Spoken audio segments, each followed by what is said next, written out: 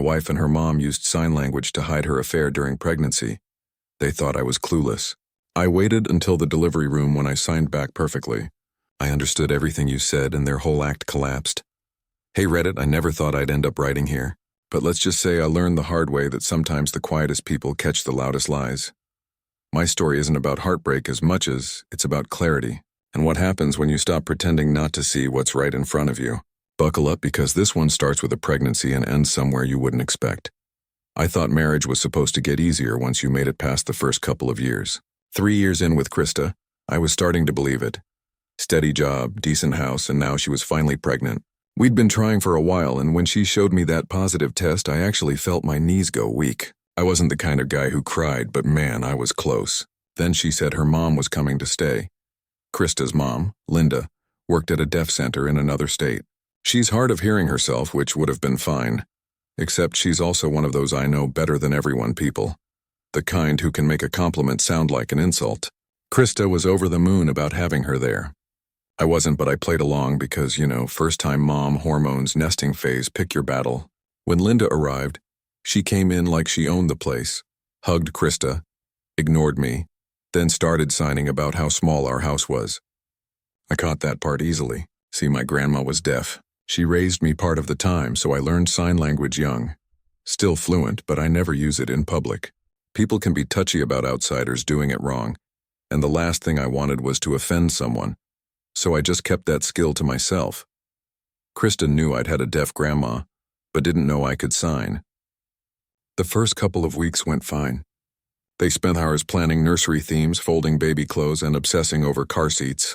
I mostly stayed out of it, doing my dad-to-be duties like putting together furniture and pretending to understand why anyone needs 3 diaper bags. Then things started to feel off. It wasn't anything obvious at first, just the way they kept signing even when they could talk. Like full conversations while I was in the room. If it was just about baby stuff, why the secrecy? Every time I walked in, the energy would shift. They'd stop mid-motion, smile too wide, and start talking again like nothing happened. I'd brush it off, thinking maybe I was being paranoid. Then one afternoon, while fixing a shelf in the living room, I heard their laughter from the kitchen. The kind of laugh that sounds guilty. You know when someone's enjoying a joke they don't want you to hear? That kind. The angle of the living room mirror gave me a perfect reflection of their hands. I wasn't even trying to sneak at first. I was lining up the screws, but my brain just recognized the shapes. Not his baby. I froze mid-turn of the screwdriver. The sound of metal scraping wood filled the silence in my head. My heart started pounding so hard it felt like it echoed in the room. Linda signed something else quick and sharp. Carl. Krista laughed. I kept my body perfectly still, eyes locked on the mirror like it was a lifeline. My fingers tightened around the screwdriver, but I forced myself to stay calm. They had no idea I understood.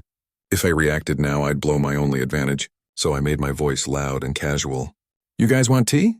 Krista answered right away. Yeah, thanks, babe. Her tone was normal, chipper, even the same tone she used when she'd ask me to rub her feet or pick up prenatal vitamins. I boiled the water, hands shaking slightly, and watched them continue in the kitchen, slower now, more careful with their signs. Linda's movements got tighter, almost scolding. Krista's were defensive. Whatever they were saying, I couldn't see the rest. When I brought the tea in, both of them smiled too big, too fake. Krista rubbed her belly like she just remembered she was supposed to act like a glowing mom-to-be. We were just talking about baby names, she said. I smiled back. Oh yeah. Anyone's name come up? Krista glanced at her mom before answering. Not yet. Sure. After that day, I couldn't unsee it. Every small moment started feeling staged. They'd whisper and sign across the room, laugh at nothing, or go quiet when I walked in. Linda would pat Krista's hand with this smug little smirk like she knew something I didn't. At night, I'd lie next to Krista while she scrolled through her phone, pretending everything was fine. I'd watch her face lit by the screen glow, wondering how many lies she told me in those same hands I used to hold when we watched movies. For the next few days, I tried to catch them again, but they'd gotten more careful. So I started paying attention to details, timing of her texts, who she mentioned from work, how often she napped in the middle of the day. Every small inconsistency added up. And every time she smiled at me, I saw it a little clearer. I didn't know what hurt more, what I saw that day, or the fact that she could still look me dead in the eyes and act like nothing happened. That night, while she was in bed, I thought about my grandma and how she used to sign love tome before bed, same language, same hands, but the meaning couldn't be further apart. I looked at my reflection in the garage window and whispered to myself, the language I learned to love someone is the same one showing me I've been lied to. That thought stayed with me all night. It looped through my head like a bad song you can't shut off. I didn't sleep much. I lay there beside Krista, watching her breathe, wondering how she could look so peaceful with that kind of secret sitting between us. By morning, I knew one thing. I wasn't going to confront her yet. That'd be exactly what she expected. An emotional, clueless husband losing it. Number. If I was going to burn this whole thing down, I wanted to be holding the match and the bucket of gas at the same time. The problem was I only caught a few signs that day, not his baby, Carl. That was enough to make my blood boil, but not enough to prove anything. I needed confirmation. I needed someone who could sign better than me. Someone I trusted completely. So I called my sister Laura. She'd learned sign language alongside me when we were kids, but she actually kept it up. Used to volunteer at deaf events, still fluent. She could pick up the small, fast movements I'd probably miss. When she answered, her voice came through sleepy. You okay? Yeah, I lied. Just need a favor. I told her Krista's mom was visiting and that they'd been signing constantly. Said he felt weird about it, but left out the not his baby part. I didn't want to sound paranoid before she saw anything. Laura didn't even hesitate. I'll come down this weekend. You'll owe me dinner. Deal. Friday evening came fast. Krista had no clue. Of course, I played it like a nice surprise. My sister visiting to celebrate the pregnancy. Krista acted thrilled, even hugged Laura at the door like she meant it. Her mom smiled politely and signed something like, "What a sweet sister," probably assuming Laura couldn't understand. Dinner was set up perfectly. Krista made pasta. Her mom did her usual supervising and poured drinks, pretending like this was just a regular family evening. The moment we sat down, the show began. Krista and her mom started signing before the salad hit the table. Fast, casual, but constant. I didn't even need to look at Laura to know she was catching it all. I just focused on eating, cracking light jokes here and there, keeping the room normal. At one point, Linda looked straight at me while signing something that made Krista laugh so hard she covered her mouth. I smiled back, chewing slowly. What's the joke? Krista waved a hand. Nothing. Nothing. Mom just remembered something funny. Sure she did. The rest of dinner went by painfully slow. Linda signed almost nonstop, hands moving like a machine. Laura stayed quiet, nodding occasionally, pretending not to notice. When dessert came out, Linda excused herself to make a phone call, and Krista followed her to the living room. The second they were gone, Laura leaned in. We need to talk later. That sentence alone made my stomach twist. When Krista and her mom came back, Laura acted perfectly normal, laughed, complimented the food, asked questions about the baby. You'd never know she was sitting on a live grenade of information. I was proud of her. After dinner, Krista said she was tired and went to bed early. Her mom stayed up folding baby clothes in the guest room. Laura and I sat out on the porch with mugs of tea, pretending to just catch up. She didn't waste time. If you had doubts, then you're right. I felt it before she said the rest. They're talking about a guy named Carl, she continued, voice low. Your wife's mom said something like, make sure he never finds out. And Krista signed back. He won't, he's clueless. Then they laughed. I couldn't speak for a second. The quiet between us felt heavy, almost sticky. Laura's eyes softened. I wish I was wrong, but I know what I saw. Her mom even used the sign for cheating. She told Krista she'd done it before too, but got caught once. Said she learned how to hide it better next time. The last part hit me harder than I expected. The cheating wasn't just Krista's idea. It was a family tradition. I leaned back in the chair, staring out at the yard. Everything looked normal, but my head felt like it was underwater. Laura reached across the table and grabbed my wrist. You okay? I let out a short laugh, dry and bitter. Oh yeah. Just finding out my wife and her mom are running a masterclass in betrayal. Totally fine. She smiled sadly. You don't deserve this. I know, I said, but apparently that doesn't stop it from happening. We sat there for a while, insolence. She told me she'd stay the night just in case I needed her. I nodded, though I wasn't sure what I needed. Maybe a time machine, maybe a different wife. When she went inside, I stayed out there alone. I stared at the dark windows, thinking about all the little moments that suddenly made sense. Krista's random mood swings, her sudden naps, her new obsession with keeping her phone face down. It wasn't just heartbreak anymore. It was humiliation. I felt like the punchline of a joke I didn't know I was in. Before I went tubed, I looked at the half-assembled crib in the corner of the nursery. My hands had built it. My money paid for it. And yet, I couldn't even be sure the kid it was for was mine. I turned off the light and stood in the doorway for a second. I'm glad I wasn't crazy, I muttered. But now I wish I was, 3. That line echoed in my head for days. Once you know something that ugly, pretending life's normal becomes a full-time job. I kept my mouth shut, smiled when Krista talked about baby names, nodded when her mom gave advice, and quietly planned my next move. The first thing I did was hire a private investigator. Her name was Maria Whitaker, and she sounded like the kind of woman who'd seen every type of domestic disaster. When I called, she didn't even flinch at my situation, just asked for names, dates, and payment. 2 days later, she called me back. Her voice was calm, professional, but I could hear the edge behind it. You were right to reach out, she said. Your wife was involved with a man named Carl Harper, former coworker from her old center. He sent her $5,000 about 6 months ago. My hand tightened around the phone. Why? Hard to say, but the message history suggests guilt money. I pulled transaction screenshots and emails. It lines up with when she stopped going to her old job. I sat there at my desk staring at the blank monitor. Anything, Elsa? Maria hesitated. Yeah, there's another guy, Adam Cole, local. Frequent texts mostly at night. Flirty messages, looks like something brewing. I leaned back in my chair and exhaled. So not only was I raising another man's kid, but she'd already lined up her next one. Efficient, at least. Keep digging, Isaid. Maria chuckled. Oh, I plan to.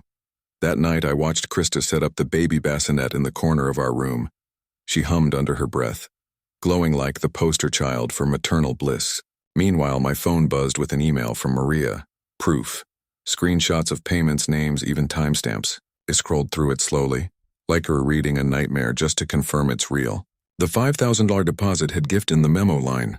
What kind of gift costs $5,000? That's when the idea hit me. If Krista and her mom wanted to treat me like an ATM, I'd give them something to withdraw. The next day, I waited until Linda was sitting in the living room crocheting something hideous, and Krista was scrolling on her phone. I came home excited, holding a fake letter I typed up at work.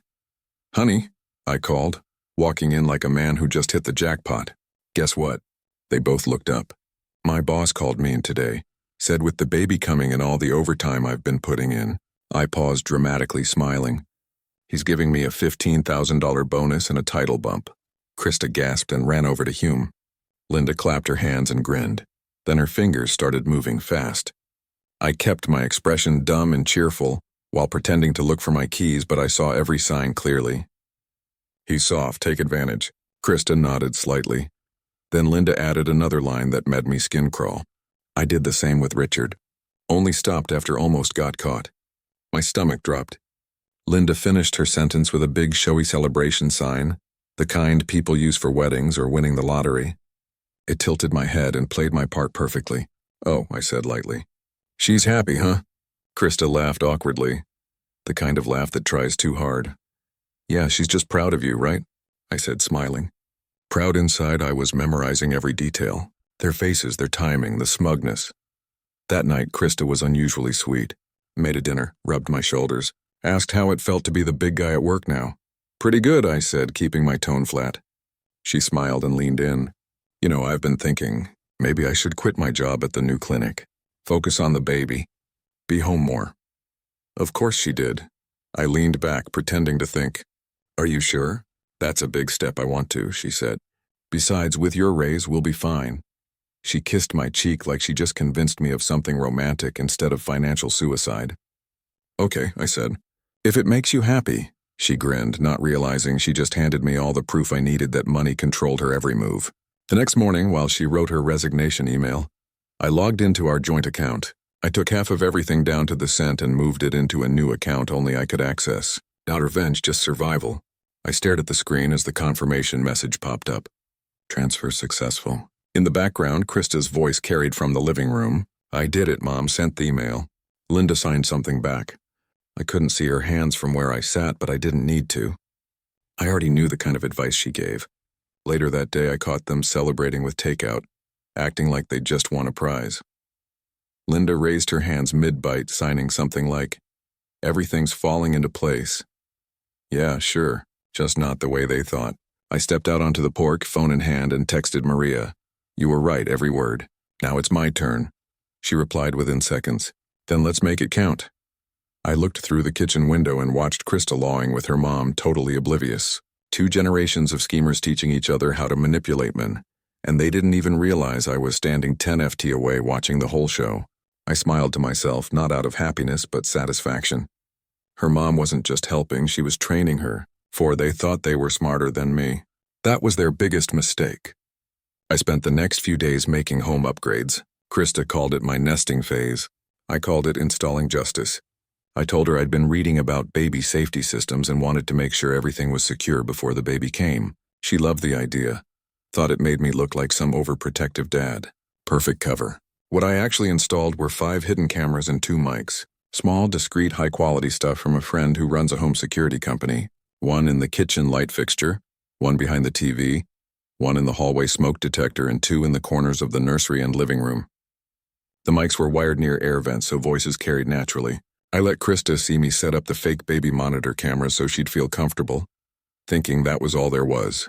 I even downloaded a monitoring app she could access filled with harmless footage of empty rooms. Meanwhile, I had a separate private feed linked directly to my phone and laptop.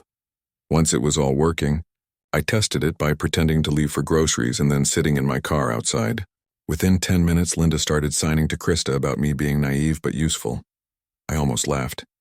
2 days later, I planted the next piece of bait. I came home from work looking fake, tired, and sighed dramatically as I sat on the couch. Hey babe, I said my boss needs me to cover a training trip this week. 3 days downtown conference. Krista turned from her phone. This week? Yeah, Wednesday through Friday. They're paying for the hotel, food, the whole thing. I'll be back by the weekend. Her mom looked up from her magazine, signed something quick, then smiled at me. That's good, she said out loud. You deserve it, I smiled back. Thanks, Linda. You two will be fine without me. Krista kissed my cheek. Of course, babe. Go make that money. The moment she said it, I knew she'd already made plans. When Wednesday came, I packed a suitcase with just enough to make it believable. 2 shirts, a laptop, and a folder of conference materials. I left at noon, kissed Krista goodbye, waved at her mom, and drove straight to a hotel 15 minutes away. By 12:45, I had my laptop open, feeds running, and coffee in hand. At first, it was boring. They talked about groceries, baby names, and some weird TV show. Linda napped on the couch. Krista spent an hour texting. Around 6:01 p.m., things changed. Krista started signing faster. Her hands moved sharp, excited. I caught Adam right away. Then tonight, my jaw clenched. Linda frowned and signed back something like, "Be careful." He might come back early, Krista smirked. He's too dumb to notice, I laughed out loud in my hotel room. You sure about that? I muttered. At 8 p.m., she started cleaning up, humming while setting Thedable. Full plates, candles, like a dinner date. Linda disappeared into the guest room, pretending to give privacy. At 8:22, the doorbell rang. Adam, mid-30s, tall gym type with that fake I'm successful beard. He carried a bag of takeout and a grin like he already owned the place. They hugged, then kissed. It wasn't some guilty peck either. It was practiced like they'd done it before undrecently. He unpacked the food, shepherd drinks, and they sat at my kitchen table laughing. She touched his arm. He brushed her hair behind her ear. The kind of stuff you see in commercials for toothpaste or heartbreak. I hit record on all cameras and let them keep going. Every second, every touch, every fake smile. Documented. I forwarded the footage straight to Blake, my lawyer, and Maria, the investigator. No explanations needed. Blake later told Meth audio couldn't be used in court anyway. One-party consent laws were gray where we lived, so he stuck to the texts, money trail, and video evidence instead. A few minutes later, Maria texted, "Got it. Keep recording." "This is gold," Blake replied. "Do not confront, we'll handle this the right way." So, he sat there alone in a cheap hotel room watching my wife play house with another man. You'd think I'd be furious, right? Punching walls, yelling, breaking things. But I wasn't. I just felt hollow, like someone turned off the sound inside me. Around 10 p.m., Adam left. Krista stood at the door, waved goodbye, then locked it, and started signing to her mom again. "He has no idea," she said. Linda grinned. "I told you men only see what you show them." I closed the laptop slowly, leaning back in the chair. The room felt colder than it actually was. I thought about how much energy I'd wasted trying to be a good husband, Fixing things, buying things, listening, supporting, all while she was signing lies a few feet away from me. When I finally lay down on the hotel bed, I didn't feel rage or sadness, just disbelief. Not because she cheated, but because she looked so damn happy doing it. She looked happier in my kitchen with him than she ever did with me. 5. I didn't rage about it anymore. I was past that. I was in the stage of quiet tactical anger, the kind that plans not reacts. First step, talk to Blake, my lawyer. I met him the next morning at his office, still running on 2 hours of sleep and half a soul. Blake was the kind of guy who wore calm like armor. He motioned for me to sit and just said, "Let's start." I slid a flash drive across the table. Everything's on there. Her and some guy named Adam also stuff with her mom. He plugged it in, watched a few seconds, and his face hardened immediately. "That's a lot. Yeah, it gets worse. There's another guy, Carl. He's probably the real dad." Blake leaned back, steepling his fingers. "Okay, here's what we do. First, financial protection. Move everything out of shared accounts, which I assume you've already done." I nodded, took half. Blake gave a short, approving nod. "Good. Keep exactly half. Don't drain it. Judges hate that. Looks fair. Stays clean." He smirked just slightly. "Second, we file for a paternity test once the baby's born. Don't mention it now. Don't confront. The cleaner you play this, the stronger it looks in court." I nodded. I liked this guy already. He understood that revenge wasn't about yelling. It was about timing. We went over paperwork, next steps, and how to legally separate funds without raising suspicion. Before I left, Blake said, "Document everything, even the silence, especially the silence." That line stuck with me more than he probably realized. Back home, Krista was acting weird, jumpy, checking her phone constantly, asking random questions like, "You trust me, right?" And, "You'd never keep secrets from me, would you?" I'd just smile and say, "Of course not." She'd smile back, but her eyes didn't match. She knew something was off. Probably felt the shift in energy, but she couldn't figure out what I knew or how much. For the next week, I went back to normal life. Work, chores, dinners. I played the role of the dependable husband perfectly. Sometimes I'd even compliment her cooking, just to watch her look uncomfortable. I wanted her to second-guess herself every second she breathed. Then one evening, Krista came into the kitchen with her phone in hand, pretending to scroll. "My dad's coming to town next week," she said. "He wants to be here before the baby's born." That madame pause. Richard, the only person in that entire family I actually respected. Quiet, polite guy, worked long hours, kept to himself, always treated me with genuine kindness. I actually felt bad for him. He had no idea what kind of circus he'd married into. When Richard arrived, Krista and her mom picked him up from the airport. I was sitting on the porch when they came home. He got out of the car, smiled, and shook my hand. "How's my son-in-law holding up?" he said warmly. "Great," I lied. Krista was glowing like she'd just won a lottery. Her mom looked smug as usual, probably assuming she'd raised a genius. That night, they all sat in the living room talking about baby plans while I quietly watched. Richard looked happy, proud even. It made my chest tighten. He didn't deserve this. The next morning, he told Krista I had errands to run. Then I texted Richard privately, "Coffee? Just us? Need to talk?" "It's important," he agreed without hesitation. We met at a quiet cafe downtown. I ordered 2 black coffees. No small talk. Once we sat down, I pulled out my laptop and turned it toward him. He looked confused at first. Then the video started playing. Krista and Adam at the kitchen table laughing, then kissing. Then her mom walking by signing like it was the most normal thing in the world. Richard froze. He understood sign language. He didn't speak, didn't blink much either, just stared. When I switched clips to the kitchen footage, the one where her mom signed, "He's soft. Take advantage." His eyes finally closed like he couldn't watch anymore. I paused the video. The silence between us was heavy. "I'm sorry," I said quietly. "I didn't want to be the one to show you this, but you deserve to know who they really are." He leaned back, rubbing his face with both hands. "I had suspicions years ago," he muttered. "I thought maybe it was me. Maybe I wasn't enough for Linda, but to see this and now Krista too." He shook his head, staring at the table. "I always thought I raised her better than that." I didn't know what to say. I just nodded. After a long pause, he looked up. "Thank you for telling me. Most people wouldn't. I'll handle my wife when the time's right." As for Krista, he sighed deeply. "You do what you need to do." I nodded. I plan to. When we walked out of the cafe, he patted my shoulder. His hand trembled a bit. "You didn't deserve this," he said quietly. "None of it." For a second, I almost felt bad for showing him. But the truth needed to come out somewhere. He was the only one who'd see it for what it was. Not gossip, not revenge, just honesty. That night, Krista noticed I was quieter than usual. She asked if something was wrong. I smiled and said, "No, just tired." She didn't buy it, but I didn't care. I sat in bed, laptop closed, the house quiet except for her mom snoring in the guest room. I thought about Richard, how calm he was even after seeing his whole world fall apart. I respected that. It wasn't weakness, it was control.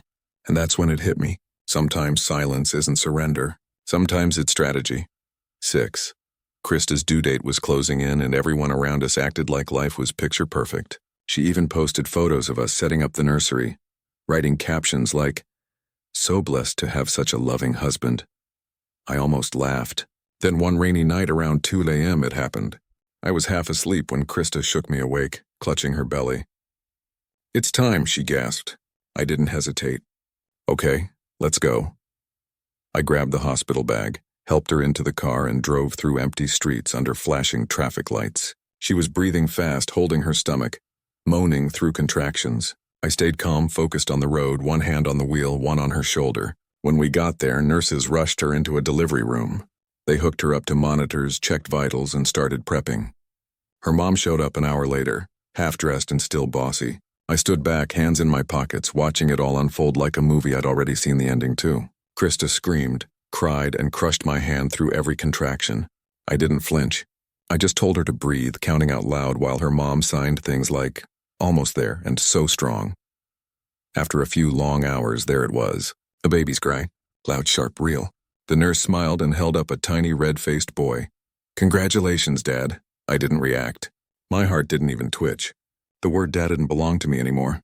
They cleaned him up, wrapped him in a blanket, and handed him to Krista. She looked exhausted but glowing, whispering, "He's perfect." Her mom stood beside her, signing, "Beautiful baby," through tears. I watched from a few feet away, arms crossed. I didn't feel hate, just distance, like I was watching strangers play family in my house. A few minutes later, a nurse came over with a clipboard and a polite smile. "Sir, we just need you to sign the birth certificate when you're ready." That was the moment. I took the clipboard, looked at the blank line next to Father, then slowly placed it back on the tray. My voice was calm, steady. "I'll need a paternity test before I sign anything." Krista blinked, confused. "What?" I said. I repeated, still quiet. "You want a test before I sign?" The nurse looked caught off guard. "Sir, that's perfectly fine. We can arrange that." He nodded. "Already filed. My lawyer submitted to block the paternity acknowledgement until the test results come in." But Krista's voice cut through, shrill. "Why would you say that? He's your son." I didn't answer. I just looked at her, then at her mom. Linda started signing rapidly, sharp, frantic movements. I caught every single word. "What's he doing? Don't let him act hurt. Make him stop." I didn't even blink. I just lifted my hands. And for the first time in months, I signed back perfectly, fluently, clearly. "I've understood everything you've said for months." Their faces froze like someone hit pause. Krista's mouth opened, but no sound came out. Her mom's hands dropped to her sides. Even the nurses stopped moving, her eyes bouncing between us like she'd walked into the middle of a foreign film without subtitles. The silence in that room was deafening. Krista finally stammered, You understand, sign?" I nodded. "Once. I always have." She stared at me, pale, trembling like she just watched her house burn down. The nurse cleared her throat awkwardly. We can schedule the paternity test after you're both discharged. It's standard procedure." Krista's mom tried to say something, but her voice cracked halfway. She looked at her daughter, then back at me, like she was realizing for the first time that I hadn't been the fool in this story. I stepped back from the bed, adjusting my jacket. "I'll be outside," Krista called after me, her voice small and breaking. "Please don't do this right now." I turned once, met her eyes, and said flatly, "Right now is the only time that matters." Then I walked out. I sat in my car watching the hospital lights flicker in the rain-soaked windows. My phone buzzed with a text from Blake. "Call me when it's done, we'll move forward immediately." I put the phone down and just sat there, hands on the steering wheel, staring at nothing. I thought about all the noise the last few months brought. The fake affection, the lies, the whispers, the secrets and sign language. And now finally there was nothing left, just quiet. And for the first time in months, the silence actually felt peaceful. 7. I kept that peace for 3 days straight. Didn't answer Krista's texts, didn't visit the hospital again. Didn't explain myself to anyone. I just waited for the results. Blake handled everything from there. He was colder than a surgeon. The hospital released the baby's medical swab to an accredited lab the next morning, and Blake arranged a proper chain of custody buckall test for me the same day. Everything went straight through his office. Fast, clean, no contact with Krista. The paternity test came back faster than I expected. He called me personally. 0%? He said flatly. 0? I asked, even though I already knew. Not even a trace. You're in the clear. There it was.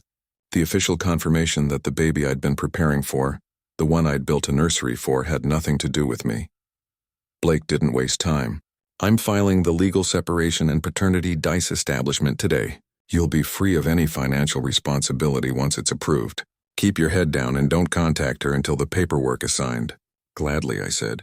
The next day he got a call from a number I didn't recognize. It was Richard. His voice was raw, like he hadn't slept. I confronted her, he said quietly. She didn't deny it. She admitted everything, so did Krista's mom. I didn't say anything. He continued. I filed for divorce this morning. 30 years of marriage down the drain, but I'd rather lose that than keep living in lies. I could hear him breathing hard, like he was pacing. You did what I should have done years ago. Face the truth. I kept pretending not to see the cracks because it was easier. I won't make that mistake again. I finally spoke. You don't owe me anything, Richard. He let out a short, humorless laugh. Maybe not, but I respect you more than I can say for my own family right now. 3 days later, Krista finally reached out. 21 missed calls, 12 texts, 2 voicemails. The last message just said, please just meet me once. Against my better judgment, I agreed. Curiosity maybe, or closure. We met at a cafe downtown, the same one we used to go to after her doctor appointments. She looked exhausted, makeup smeared, hair unwashed, hands shaking slightly. The second she saw me, she broke down crying. I don't even know where to start, she said. Start wherever you like, I said calmly. She rambled for 5 straight minutes.